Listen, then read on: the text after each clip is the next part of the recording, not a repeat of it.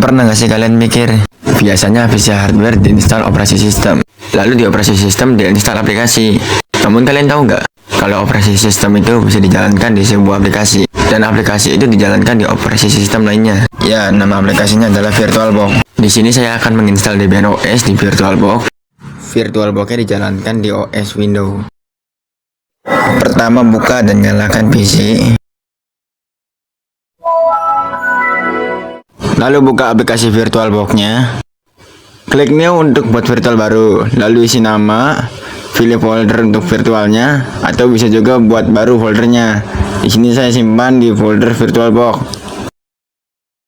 Untuk ISO image nanti saja diisinya. Untuk tipe saya pilih yang order daripada yang Linux, karena di komputer asli tidak ada pilihan tipe seperti di VirtualBox. Versi juga pilih yang order 64 bit, karena di Debian OS-nya 64 bit. Lanjut ke bagian hardware, atur base memorinya sesuai dengan spesifikasi RAM PC OS yang akan divirtualisasi dan kebutuhan virtualisasinya. Kalian juga bisa atur prosesor ini, contohnya jika ingin Debian OS-nya menjalankan operasi sistem virtual lagi. Lalu ke bagian hard disk, kalian atur size-nya, lalu finish. Kalian pergi ke bagian storage, lalu ke bagian optical drive. Pilih file ISO Debian-nya, lalu OK. Lalu di bagian sistem, pilih boot order. Hilangkan checklist pada floppy, lalu OK. Optical otomatis menjadi prioritas setelah menghilangkan checklist pada floppy. Lalu klik start. Pilih install. Pilih bahasa. Pilih negara. Dan keymap. Sesuaikan dengan posisi keyboard kalian. Jika posisi keyboard kalian di QWERTY, pilih American English. Isi hostname-nya, fungsinya sebagai identitas sistem. Isi domain name, fungsinya untuk kebutuhan layanan server, seperti mail server dan web server. Isi password untuk root. Lalu isi ulang passwordnya. Untuk full name kalian boleh isi, boleh enggak. Untuk username kalian wajib isi. Buat password baru untuk user. Isi lagi passwordnya. Untuk time zone kalian pilih sesuai dengan wilayah zona waktu kalian.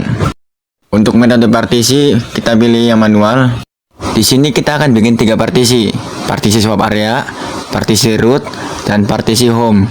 Pilih storage yang ingin dipartisi. Create new, lalu atur size untuk partisi swap area. Bagi yang belum tahu tipe partisi itu apa, saya jelaskan dulu. Ini adalah hard disk. Ada 4 tipe partisi. Primary, extended, logical, dan free space. Untuk partisi primary hanya bisa dibuat hingga 4 primary. Saat membuat partisi logical, partisi extended otomatis dibuat. Partisi extended mengambil jatah partisi primary. Sehingga sekarang partisi primary hanya bisa dibuat maksimal 3 primary. Partisi extended bisa diisi oleh partisi logical hingga 26 partisi. Di Debian yang sedang kita buat, kita akan membuat 1 primary, 2 logical. Untuk posisi partisi, posisi paling atas itu paling cepat diproses datanya. Begitupun sebaliknya. Oke, kita kembali ke instalasi. Pilih yang logical dan N. Pada usage, pilih yang swap area, lalu down. Setelah itu buat lagi partisi untuk root. Untuk size partisi root bebas, sisakan size untuk partisi home. Pilih primary, lalu pilih yang beginning. Nyalakan bootable flag, lalu down. Lanjut buat partisi home, gunakan seluruh sisa size. Pilih logical, lalu down. Dan setelah itu finish. Setelah itu yes. Ini adalah metode instalasi media tambahan lewat CD. Klik no saja karena kita akan menggunakan internet untuk instalasi media. Lalu go back. Lalu pilih yes. Di sini aplikasi sistem yang diinstal adalah seperti apt, nano, widget, dan lain-lain. Klik enter. Start the group bootloader. Klik yes. Fungsinya adalah untuk menjalankan operasi sistem. Pilih hard disk untuk menginstal grup. Setelah itu reboot sistem. Buat yang nanya, kok nggak ada survei Debian? Itu karena saya menginstal Debian dalam keadaan offline. Fungsi survei ini untuk memberikan kritik dan saran kepada pengembang. Jika tampilan ini muncul, klik no saja, karena itu hanya membuang-buang waktu. Inilah tampilan dari grup bootloader. Pilih operasi sistem yang sudah diinstal. Selamat, Debian sudah terinstall di VirtualBox. Silahkan login ke user dan isi password. Lalu login ke super user dan isi password. Di sini saya akan ganti sumber media instalasinya dari yang menggunakan kaset CD, kini akan diganti menggunakan repository dari internet. Jadi saya nyalakan sumber internetnya.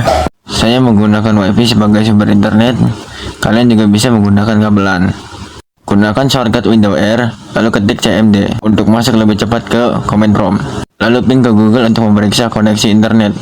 Di sini pingnya berhasil, jadi kita lanjut ke Debian. Di Debian kalian juga lakukan ping ke Google.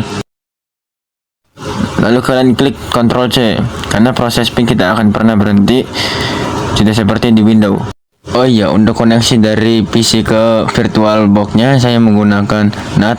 Ini adalah settingan default, sehingga jika PC terkoneksi ke internet, maka VirtualBox juga mendapatkan akses ke internet. Untuk masuk ke konfigurasi repository, ketik perintah ini. Terlihat di situ ada sumber kaset CD. Beri pagar di depannya, mematikan sumber media kaset CD. Lalu isi repository Debian 12 di sini. Buat yang nanya, Bang, emang bakal diisi apa?